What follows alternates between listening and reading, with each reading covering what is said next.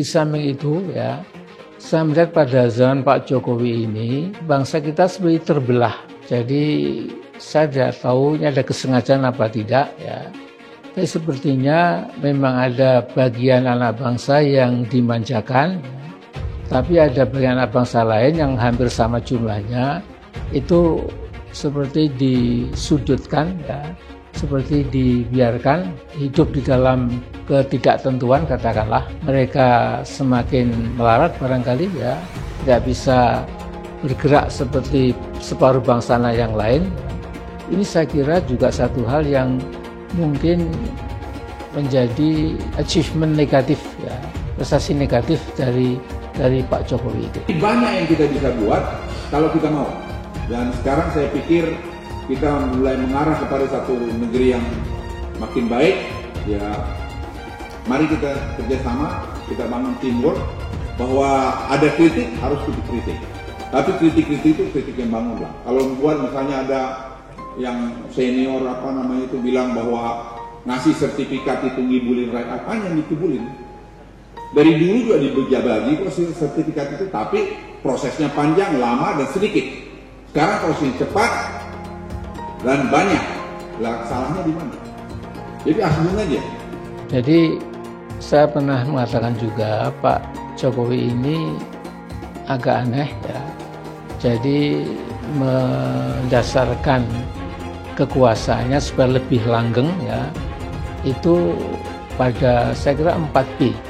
Jadi pada kekuatan senjata atau bullet ya, itu peluru ya, untuk nakut-nakuti rakyat ya, akan membuat pam swakarsa gaya baru ya, dan akan membuat kekuatan cadangan ya, seperti nanti dipraktekkan dalam TNI, ada pangkat, ada ini itu sebagainya ya. Kemudian juga kita melihat pada zaman Pak Jokowi ini ya, itu misalnya nasib Papua Barat dan Papua itu semakin tidak menentu.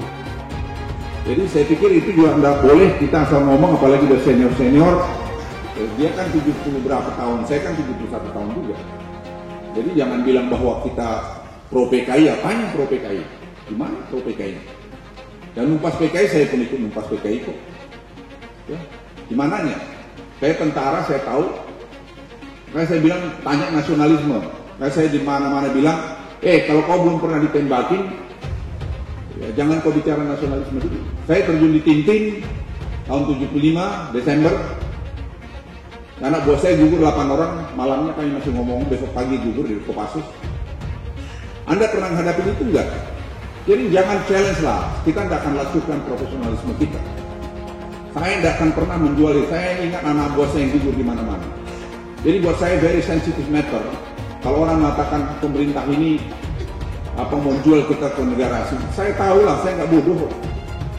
Kritik keras Amin Rais, rezim Jokowi Luhut harus berakhir di 2024. Nah, daripada saya bicara dalam rangka yang membayangkan orang atau oknum tertentu, lebih baik saya landing saja ke realitas politik kita sekarang ini, yaitu duet Jokowi Luhut ya, yang selama ini menjadi simbol dan substansi rezim yang berkuasa sekarang ini, itu sesungguhnya jangan lupa harus berakhir pada Oktober tahun 2024.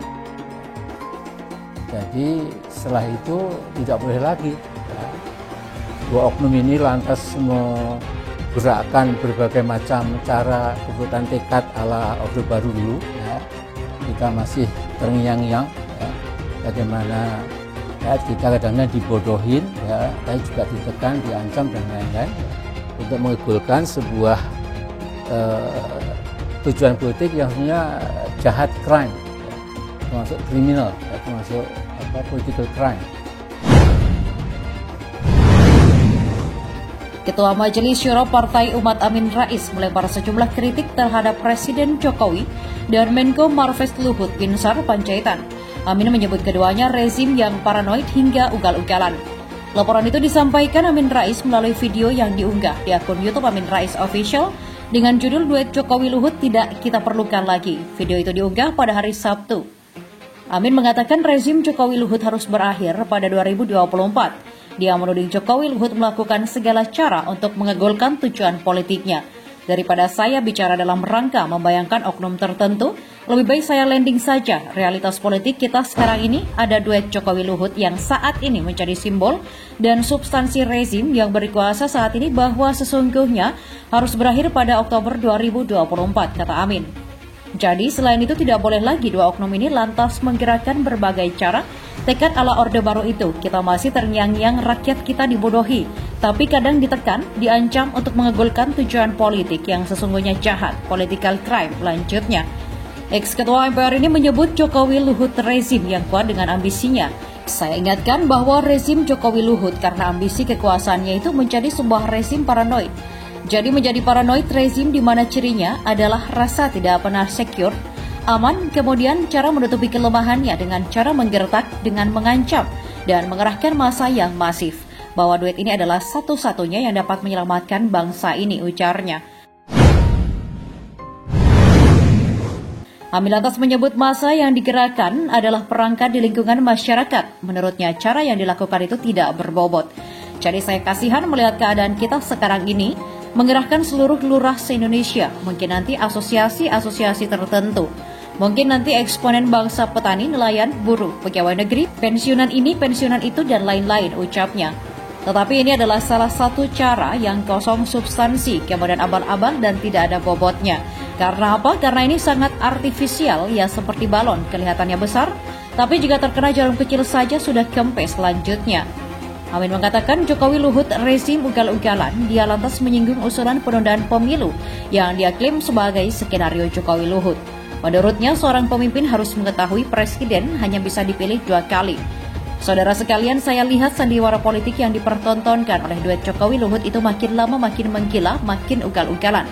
Jadi tidak bisa lain kesimpulan saya bahwa memang saudara saya Jokowi ini itu selain tidak kompeten sebagai pemimpin yang saya tulis dalam risalah kebangsaan saya, tapi juga tidak mau tahu kapan dia harus mundur, ujarnya. Pemimpin yang baik itu harus tahu persis kapan dia harus mundur, apalagi dalam UUD 45 itu sudah jelas sekali dikatakan presiden kita hanya bisa dipilih 2 kali saja. Tapi sekarang mau dipaksakan supaya ada sidang MPR khusus untuk buat PPHN, jadi kemudian nanti arahnya mengubah secara sangat ugal-ugalan. Lebih dari itu sangat jahat, ini luar biasa, lanjut Amin. Selain itu Amin menyebut Jokowi Luhut mengidap sindrom narsistik megalomania. Sindrom yang membawa diri seseorang merasa paling sempurna. Jadi saudara sekalian, memang seorang pemimpin, seorang presiden itu ada kemungkinan mendapatkan sindrom narsistik megalomania. Narsistik itu adalah seseorang yang merasa akulah yang paling sempurna, akulah yang paling benar, akulah yang paling tahu segala macam persoalan, orang lain lebih bodoh, orang lain tidak bermutu, dan lain-lain, ucapnya. Amin lantas menyarankan Jokowi Luhut untuk pergi ke psikolog untuk memastikan apakah Jokowi Luhut mengidap apa yang dia sebut itu. Megalomania itu membayangkan yang besar-besar, saya lihat ini. Maaf ya saudara Jokowi dan Luhut, Anda berdua ini harus mengaca diri. Tanya kepada psikolog-psikolog yang objektif, apakah kalian berdua itu sedang menderita narsistik megalomania tadi? Kalau iya tentu memohon ampunlah kepada Allah, kepada Tuhan, karena ini bisa bawa bahaya luar biasa, ujarnya. Jadi bayangkan kalau orang sudah kena halusinasi kemudian diekspresikan, dihijau lantahkan sindrom narsistik tadi dalam alam real, maka saya kira sebagian besar bangsa akan mengelus dada. Bangsa kita ini bisa melahirkan pemimpin-pemimpin keluar yang saya kira DNA-nya itu keluar dari DNA bangsa kita. Jadi menurut saya aneh-aneh itu yang sambung Amin. Amin disebut Jokowi mabuk kekuasaan. Amin mengatakan Jokowi mabuk akan kekuasaan dan menurut Amin Jokowi tidak merasa puas dengan kekuasaan 10 tahun. Nah, saudara sekalian, saya bahkan berani mengatakan di sini, Pak Jokowi dengan pahlawan ini sudah istilahnya itu power drunken. Sudah mabuk kekuasaan, 10 tahun belum cukup, masih ingin lagi, ucapnya. Amin memahami akan ada banyak kritik atas pernyataannya itu, namun dia tidak mempedulikan, karena apa yang dia ungkap bagian dari sikap demokratis. Bahkan saya khawatir andai kata 3 periode misalnya tidak kita halangi macam-macam, kemudian nanti macam-macam ini saya berpikir ke depan saya tahu banyak orang marah pada saya. Itu Pak Tua ngapain ya? Saya sedang menyampaikan kekhawatiran saya sebagai anak bangsa yang mungkin tidak suka sama saya dianggap noise, tapi itu tidak apa-apa, itu resiko, ucapnya. Tidak ada orang yang punya pendapat di negeri demokratis yang terbuka sekarang ini itu tidak dihujat. Yang sudah betul pun dihujat, ayat Al-Quran saja diusulkan 300 ayat mau dihilangkan dan lain-lain. Jadi sontoloyonya banyak sekali di negeri kita ini. Kalau sampai nanti duet Jokowi, lihat itu imbuhnya.